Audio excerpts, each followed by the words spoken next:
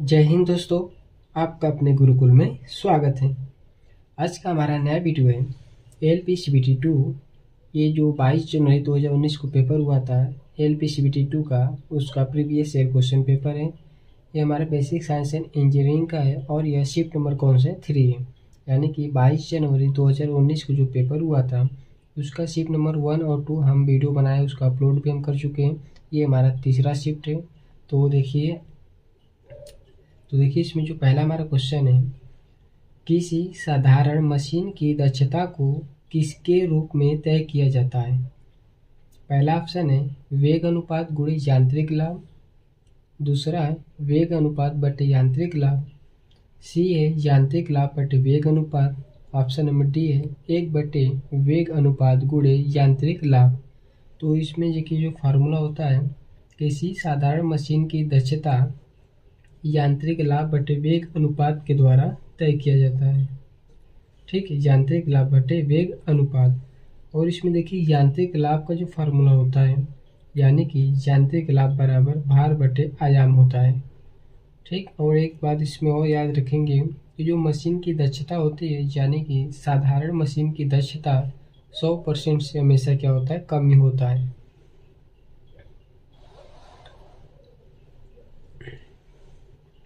देखिए अगला क्वेश्चन है, 2 मिनट तक किसी बिजली के बल्ब के तंतु द्वारा 2 एम्पीयर की धारा खींची जाती है। परिपथ के माध्यम से प्रवाहित होने वाले विद्युत प्रवाह की मात्रा ज्ञात कीजिए। 360 कूलाम, 120 कूलाम, 240 कूलाम या 60 कूलाम। ठीक, तो देखिए इसमें क्या है कि समय हमको दिया है t 2 मिनट, यानी कि t का मान 2 मिनट है, तो सेकेंड में बदलेंगे तो 60 से मल्टीप्लाई करेंगे, कितना हो जाएगा 120 सेकेंड। तो I का मान कितना है, 2 एम्पियर दिया है, 2 एम्पियर की धारा, तो I का मान है 2 एम्पियर। और विद्युत प्रवाह की मात्रा ज्ञात करना है, यानी कि Q का मान बताना है। तो Q बराबर जो फार्मूला होता है, Q बराबर I इंटू टी होता है। तो Q बराबर I, यानी कि कितना है 2 एम्पियर गुणे T 120, तो मल्टीप्लाई करेंगे तो 2 इंटू 120 कितना हो जाएगा 240 कूलाम। और ऑप्शन नंबर सी जो होगा इसका करेक्ट आंसर आएगा। देखिए अगला क्वेश्चन 3 नंबर, तीसरा सवाल हमारा कि स्थानांतरित ऊष्मा ऊर्जा की एसआई इकाई क्या है, एम्पियर, किलोवाट, जूल या केल्विन। तो ऊष्मा ऊर्जा की एसआई इकाई क्या होती है, जूल होती है। ठीक है, और इसका जो एसआई का जूल है और ऊष्मा का सीजीएस मात्रक क्या होता है, कैलोरी होता है। और देखिए ताप का जो एसआई मात्रक होता है क्या होता है, केल्विन। ठीक, यानी कि ताप का एसआई मात्रक क्या होता है, केल्विन होता है। चौथा क्वेश्चन है, 40 केजी वजन वाली कोई लड़की किसी रस्सी पर 16 सेकेंड में 6 मीटर ऊंचाई तक चढ़ जाती है। लड़की द्वारा खर्च की गई शक्ति ज्ञात कीजिए। जी का मान है 10 मीटर प्रति सेकेंड स्क्वायर। ऑप्शन है ए, ऑप्शन है 210 वाट, 150 वाट, 240 वाट या 40 वाट।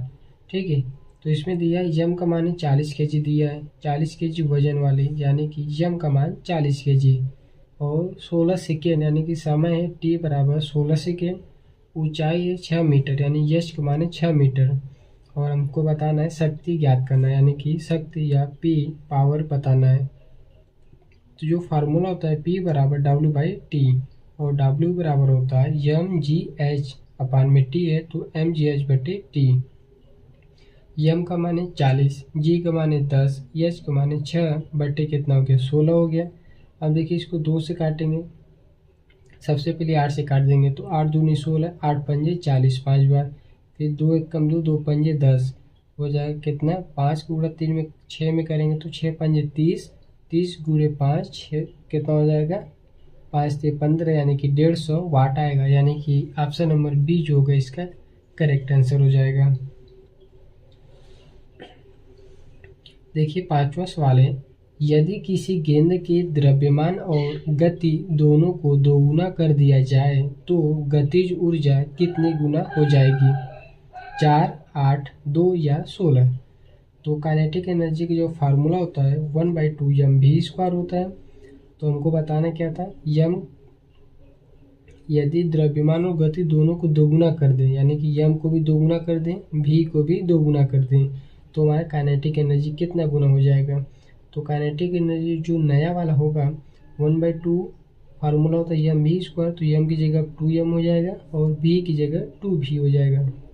ठीक है, तो 1/2 गुणे 2m इंटू 2v का स्क्वायर, तो 2v स्क्वायर करेंगे तो 2 का स्क्वायर 4, v का स्क्वायर v स्क्वायर, तो 1/2 2m इंटू 4v स्क्वायर, तो m इंटू v स्क्वायर यहाँ पे आ गया, यानी कि 1/2 m v स्क्वायर यहाँ आ गया। बच्चा कितना 2 और 4 बच्चा 4 दूनी 8 हो जाएगा। यानी कि जो काइनेटिक एनर्जी नया वाला होगा कितना होगा 1/2 m v स्क्वायर, मतलब काइनेटिक एनर्जी पुराना वाला इंटू 8, यानी कि पुराने वाले का ये कितना हो जाएगा 8 गुना हो जाएगा। ठीक है, तो ऑप्शन नंबर बी जो होगा इसका करेक्ट आंसर हो जाएगा। अब देखिए जो 6 नंबर क्वेश्चन है कि कौन सा सेंट्रल प्रोसेसिंग यूनिट यानी सीपीयू का फुल फॉर्म होता है सेंट्रल प्रोसेसिंग यूनिट और मुख्य मेमोरी के बीच इंटरफेस के रूप में कार्य करता है। Compact disc, cache memory, magnetic tape या हार्ड डिस्क। तो इसका करेक्ट आंसर हो जाएगा option number B cache memory. देखिए जो कैश मेमोरी होती है वह सीपीयू के साथ सीधे जुड़ा होता है। ठीक है, यानी कि प्राथमिक मेमोरी, कैश मेमोरी और सीपीयू से कैश मेमोरी सीधा जुड़ा होता है। ठीक है, ये स्ट्रक्चर आप याद रखेंगे, प्राथमिक मेमोरी, कैश मेमोरी, सीपीयू। प्राथमिक मेमोरी जो होता है कैश मेमोरी सबसे तेज होता है। ठीक, कैश मेमोरी जो होता है वो सबसे तेज होता है और कैश मेमोरी जो है वह एक प्राथमिक मेमोरी होता है। देखिए 7 नंबर क्वेश्चन है, कोई कार विराम से नियत त्वरण 3 मीटर प्रति सेकेंड स्क्वायर के साथ चलना शुरू करती है। 10 सेकेंड में इस कार द्वारा तय की गई दूरी ज्ञात कीजिए।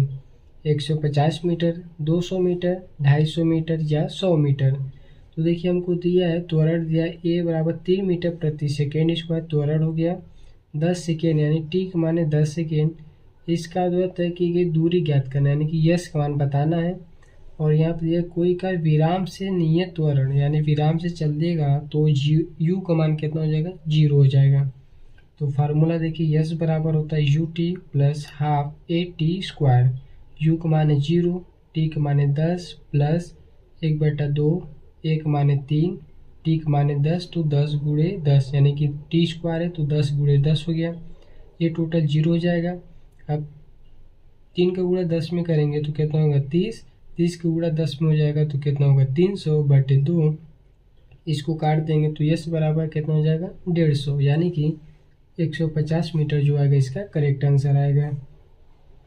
देखिए 8वां क्वेश्चन है, किसी पेंच की चूड़ी पर बिंदु से अगले चूड़ी पर संगत बिंदु की दूरी को खाली स्थान कहा जाता है। पिच, जिग, हैच या फ्लूट। तो क्या कहते हैं इसको पिच कहते हैं। ठीक है,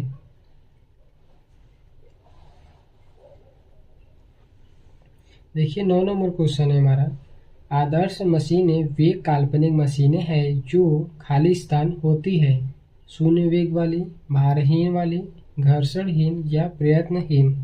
तो आदर्श मशीनें वे काल्पनिक मशीनें यानी काल्पनिक मशीन होती है जिनमें घर्षणहीन होती है।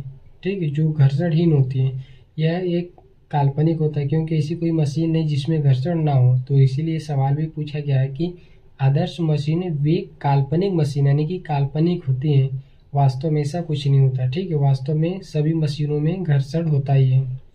तो देखिए वास्तव में आदर्श मशीनें संभव नहीं है। ठीक, यहाँ पे देखिए लिखा भी है कि वास्तव में आदर्श मशीनें संभव नहीं है। स्नेहक का उपयोग घर्षण को कम करने के लिए किया जाता है।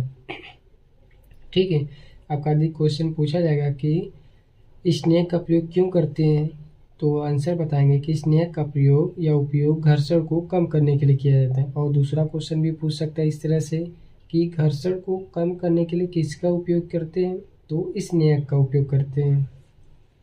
देखिए अगला क्वेश्चन है 10 नंबर, किसी वस्तु का द्रव्यमान इसके खाली स्थान का सांख्यिक माप होता है, भार, वेग, जड़त्व या त्वरण। तो किसी वस्तु का द्रव्यमान इसके जड़त्व का सांख्यिक मान होता है, सांख्यिक माप होता है, यानी कि ऑप्शन नंबर सी जो होगा इसका करेक्ट आंसर आ जाएगा। अगला क्वेश्चन है, कार्य करते समय खाली स्थान के प्रभाव के कारण मशीन का कार्य आउटपुट कार्य इनपुट के कम होता है। भार, वेग, घर्षण या प्रयत्न। तो इसका करेक्ट आंसर हो जाएगा ऑप्शन नंबर सी घर्षण। देखिए अगला क्वेश्चन है, बर्फ की स्थिति से पानी की स्थिति में परिवर्तन खाली स्थान की वजह से होता है। तापमान में कमी, ऊष्मा के अवशोषण, ऊष्मा के उत्सर्जन या तापमान में वृद्धि। तो आंसर हो जाएगा इसका ऑप्शन नंबर डी तापमान में वृद्धि। ठीक है, यानी कि बर्फ की स्थिति से पानी की स्थिति में परिवर्तन तापमान में वृद्धि की वजह से होता है। देखिए अगला क्वेश्चन है, जब पानी की एक निश्चित मात्रा का तापमान 0 डिग्री सेंटीग्रेड से बढ़ाकर 4 डिग्री सेंटीग्रेड कर दिया जाता है तो इसका आयतन खाली स्थान है, कम हो जाता है, समान रहता है, अधिक हो जाता है या पहले बढ़ता है और फिर कम हो जाता है। तो इसका आंसर हो जाएगा समान रहता है। ठीक है, देखिए यहाँ पे कि 4 डिग्री सेंटीग्रेड पर जल का घनत्व महत्तम यानी कि मैक्सिमम होता है और आयतन जो होता है वह न्यूनतम यानी कि मिनिमम होता है। 4 डिग्री सेंटीग्रेड पर जल का घनत्व मैक्सिमम होगा और आयतन जो होगा मिनिमम होगा। बर्फ के पिघलने, देखिए यहाँ पे बर्फ के पिघलने पर आयतन घटता है और घनत्व बढ़ता है। ठीक है, यानी कि जब बर्फ पिघलेगा तो उसका आयतन क्या हो जाएगा, कम हो जाएगा और घनत्व उसका बढ़ जाएगा। देखिए अगला क्वेश्चन 14 नंबर, खाली स्थान वाईफाई नेटवर्क में इस्तेमाल किए जाने वाले वायर्ड इक्विबलेंट, ठीक, वायर्ड इक्विबलेंट प्राइवेसी WEP में एक सुधार है। ऑप्शन है पहला वायरलेस प्रोटेक्टेड एक्सेस WPA या पोस्ट ऑफिस प्रोटोकॉल POP या सॉफ्टवेयर एज और सर्विस या SaaS। ऑप्शन नंबर डी है कि सिक्योर सॉकेट्स लेयर SSL। ठीक, इसका आंसर हो जाएगा ऑप्शन नंबर ए WPA यानी कि वायरलेस प्रोटेक्टेड एक्सेस। देखिए 15 नंबर क्वेश्चन है, ड्राइंग में घटकों, निर्माणों या संबंधों का प्रतिनिधित्व करने के लिए किस प्रकार की ड्राइंग प्रतीकों का उपयोग करती है। एनिमेशन, सचित्र, योजनाबद्ध या असेंबल। तो देखिए किसका उपयोग करती है, तो योजनाबद्ध। ठीक है, ऑप्शन नंबर सी जो होगा इसका करेक्ट आंसर हो जाएगा। देखिए अगला सवाल है हमारा, 152 डिग्री फ़ारेनहाइट खाली स्थान डिग्री सेल्सियस के बराबर होता है। तो देखिए इसको हल करने का तरीका, देखिए सवाल हर शिफ्ट में ही पूछ रहा है, तो आप लोग एकदम से तापमान वाले जो क्वेश्चन है उसको देखेंगे बहुत अच्छी तरीके से। देखिए जो फार्मूला होता है C/5 बराबर F-32/9। ठीक, पूरा फार्मूला होता है F/5 बराबर F-32/9 और बराबर K-273/5। तो यहाँ पे केल्विन का कोई मान नहीं है, तो यहाँ पे सेंटीग्रेड और फ़ारेनहाइट का ही है। तो देखिए C/5 बराबर F-32/9। तो यहाँ पे 152 डिग्री फ़ारेनहाइट यानी कि F का मान 152 माइनस 32/9। तो 152 माइनस 32 कितना आ जाएगा, 120, 120/9 हो जाएगा। ठीक है, तो C बराबर 120, इसका इसमें मल्टीप्लाई हो जाएगा, 5 का इस बगल जाएगा तो 5 का 120 में मल्टीप्लाई होगा तो 12×5 = 60 यानी कि 600 आ जाएगा बटे 9।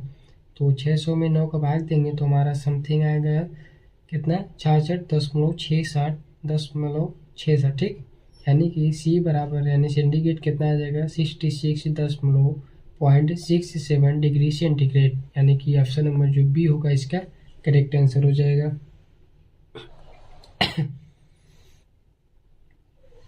देखिए 17 नंबर क्वेश्चन है, एक कूलम्ब प्रवाह लगभग खाली स्थान इलेक्ट्रॉन के प्रवाह के बराबर है। 6×10⁻12, 6×10⁻17, 6×10⁻18 या 6×10⁻10। तो एक कूलाम प्रवाह लगभग 6 × 10⁻18 इलेक्ट्रॉन के प्रवाह के बराबर होता है। देखिए 18 नंबर क्वेश्चन है, खाली स्थान एक ऐसी तकनीक है जिससे कंप्यूटर और अन्य उपकरण वायरलेस सिग्नल के माध्यम से संचार कर पाते हैं। Wired equivalent privacy, zip, ZIP या वाईफाई। तो इसका क्या आंसर हो जाएगा? वाईफाई। ठीक है, तो वाईफाई एक ऐसी तकनीक है जिससे कंप्यूटर और अन्य उपकरण वायरलेस सिग्नल के माध्यम से संचार कर पाते हैं। तो आंसर हो जाएगा वाईफाई। देखिए अगला क्वेश्चन है 19 नंबर है कि जब दो निकाय ऊष्मीय संपर्क में होते हैं तो उनके बीच ऊष्मा का प्रवाह तब होता है जब उनके खाली स्थान अलग अलग होते हैं। क्या? द्रव्यमान, विशिष्ट ऊष्मा, तापमान या घनत्व। तो जब उनके तापमान अलग अलग होते हैं। ठीक है, यानी कि जब दो निकाय ऊष्मीय संपर्क में होते हैं तो उनके बीच ऊष्मा का प्रवाह तब होता है जब उनके तापमान अलग अलग होते हैं। अगला क्वेश्चन है 20 नंबर, क्या है कि प्रत्येक 10 ओम वाले दो प्रतिरोधकों को समांतर क्रम में जोड़ा जाता है। फिर इस संयोजन को तीसरे 10 ओम प्रतिरोधक और 6 वोल्ट बैटरी के साथ श्रृंखला में जोड़ा जाता है। परिपथ में कितनी धारा होगी? ठीक है, तो देखिए यहाँ पे 10 ओम वाले दो प्रतिरोध को समांतर क्रम में जोड़ा जाता है, यानी कि R1 और R2 हमारा 10 ओम है, तीसरा हमारा R3 है, कितना 10 ओम ये भी है, और 6 वोल्ट बैटरी यानी V का मान 6 वोल्ट। तो R1 और R2 दोनों क्या है, पहले 10 ओम वाले दो प्रतिरोधों को समांतर क्रम में जोड़ा जाता है। तो R1 और R2 को समांतर क्रम में जोड़ेंगे तो जो हमारा R का वैल्यू आएगा, देखिए फार्मूला R1 × R2 बटे R1 + R2, ये हमारा क्या हो गया, R1 और R2 को समांतर क्रम में जोड़ने पर इसका मान आ जाएगा। और फिर तीसरा है R3, इसको किसके साथ जोड़ा जाता है, प्रतिरोधों को श्रृंखला क्रम में जोड़ा जाता है, यानी कि इसके साथ R3 को श्रेणी क्रम में जोड़ दिए। तो हमारा जो आंसर आ जाएगा, R1 और R2 का मान 10, R3 का मान भी 10। तो 10 × 10 बटे 10 + 10 20 + 10। तो यहाँ से इसको हल करेंगे तो हमारा कितना हो जाएगा, 10 का गुणा 10 में करेंगे 100 बटे 20 + 10। तो इसको हल करेंगे तो 5 + 10 यानी कि 15 ओम जो आएगा हमारा टोटल R का मान आ जाएगा। अब यहाँ से I का मान निकालना है, तो I बराबर V बटे R होता है। ओम के नियम के अनुसार V बराबर कितना होता है, I × R होता है। तो I का मान कितना हो जाएगा, V/R हो जाएगा। तो V का मान हमको दिया है 6 वोल्ट, 6 बटे R का मान निकालें कितना, 15। इसको हल करेंगे तो I का मान कितना आ जाएगा, 0.4 एम्पियर। ऑप्शन नंबर ए जो आएगा इसका करेक्ट आंसर हो जाएगा। अब देखिए जो अगला सवाल है 21 नंबर, विभवांतर की SI इकाई क्या है? कूलाम, एम्पियर, वोल्ट या टेस्ला। तो विभवांतर की SI इकाई होती है वोल्ट। ठीक है, धारा का एम्पियर होता है, आवेश का कूलाम होता है, और चुंबकीय क्षेत्र की तीव्रता का मात्रा क्या होता है, टेस्ला होता है। ठीक है, तो ये हमारा हो गया 21 नंबर क्वेश्चन। अब देखते हैं हम लोग अगला जो सवाल है 22 नंबर, कि 100 ग्राम वजन वाले चांदी के किसी खंड पर कितनी ऊष्मा स्थानांतरित की जाए कि इसका तापमान 40 डिग्री सेंटीग्रेड बढ़ जाए। देखिए चांदी की विशिष्ट ऊष्मा दिया है 238 जूल kg−1 केल्विन-इनवर्स है। तो देखिए इसका क्या आंसर आएगा, यम का मान है 100 ग्राम यानी कि 0.1 kg। हमारा यस है विशिष्ट ऊष्मा कितना, 238 जूल kg−1 केल्विन-इनवर्स। ठीक है, और डेल्टा थीटा यानी कि जो तापमान है, तापांतर कितना 40 डिग्री सेंटीग्रेड है। और हमसे यहाँ क्यू का मान पूछा है कितना आएगा, तो जो फार्मूला होता है क्यू बराबर यस एम डेल्टा टी या डेल्टा थीटा। ठीक है, तो क्यू बराबर यस का मान है 238 गुणे यम का मान है 0.1 और डेल्टा थीटा का मान है 40। ठीक है, अब इसके बाद इसको हल करेंगे तो 0.1 है, 40 में मल्टीप्लाई करेंगे तो 4 आ जाएगा, इस 4 का गुणा 238 में करेंगे तो हमारा आ जाएगा 952 जूल, यानी कि कौन सा ऑप्शन सही होगा, 952 जूल। ऑप्शन नंबर जो बी है इसका करेक्ट आंसर हो जाएगा। देखिए अगला क्वेश्चन है 23 नंबर, जीवाश्म ईंधन ऊर्जा के खालिस्तान स्रोत है, सौर, गैर नवीकरणीय या वायु। तो इसका देखिए जो जीवाश्म ईंधन होती है वह गैर नवीकरणीय होती है, यानी कि ऑप्शन नंबर बी जो होगा इसका करेक्ट आंसर होगा। देखिए 24 नंबर क्वेश्चन है हमारा कि क्लास 1 लीवर में प्रयत्न और भार किस दिशा में जाते हैं। दिशा भार के ऊपर निर्भर करती है, विपरीत दिशा में, समान दिशा में या लंबवत दिशा में। तो इसका आंसर हो जाएगा ऑप्शन नंबर बी, विपरीत दिशा में।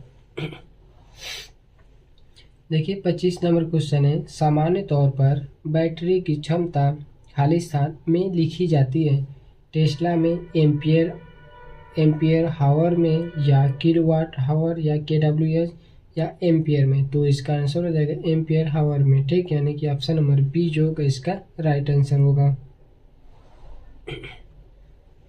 देखिए 26 नंबर क्वेश्चन है, 0.4 kg वजन वाले गेंद की गति को 1 मीटर प्रति सेकेंड से बढ़ाकर 3 मीटर प्रति सेकेंड करने के लिए कितना कार्य को करने की आवश्यकता होगी। 0.4 जूल, 0.8, 1.2 या 1.6 जूल। तो देखिए दिया यम का मान है 0.4 kg, ठीक, वजन वाली यानी 0.4 kg वजन, तो यम का मान। V1 है 1 मीटर प्रति सेकेंड, 1 मीटर प्रति सेकेंड से बढ़ाकर, यानी कि ये क्या हो जाएगा, V का मान V2 हो जाएगा 3 मीटर प्रति सेकेंड। और उसके बाद हमको बताना है कार्य कितना होगा। तो कार्य जो होगा W या E बराबर 1/2 यम V2 square minus V1 square, ये हमारा फार्मूला है, ठीक है। तो 1/2 गुणे यम का मान है 0.4 और V2 कितना है, V2 मान 3 है तो 3 का स्क्वायर 9 माइनस V1 है 1 का स्क्वायर 1 होगा, 9 माइनस 1 कितना हो जाएगा, 8 हो जाएगा। तो 1/2 0.4 गुणे यहाँ से 8 आ गया, स्क्वायर करेंगे तो 2 से 8 काटेंगे 4 बार, 4 का गुणा 4 में करेंगे 16 आ जाएगा, एक अंक पे दशमलव है तो 1.6 जूल। और ऑप्शन नंबर डी जो आएगा इसका करेक्ट आंसर हो जाएगा। तो अब देखिए जो 27 नंबर क्वेश्चन है और इस वीडियो का अंतिम क्वेश्चन है, बर्फ का घनत्व पानी के घनत्व की तुलना में खाली स्थान होता है, कम, नगण्य, अधिक या बराबर। तो बर्फ का जो घनत्व है पानी के घनत्व की तुलना में कम होता है, ठीक है। तो ये हमारा ऑप्शन नंबर ए जो आएगा इसका करेक्ट आंसर हो जाएगा।